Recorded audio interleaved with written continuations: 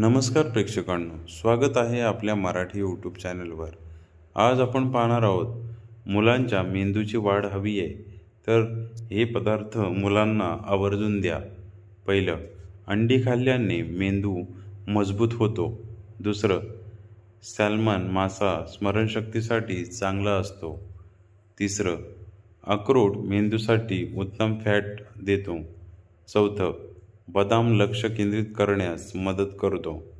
पाचवं, दूध आणि चीज हाडांसोबत मेंदूलाही बळकटी देतात.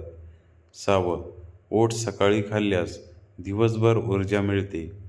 सातवं, पालेभाज्या मेंदूला गरजेचे पोषण देतात.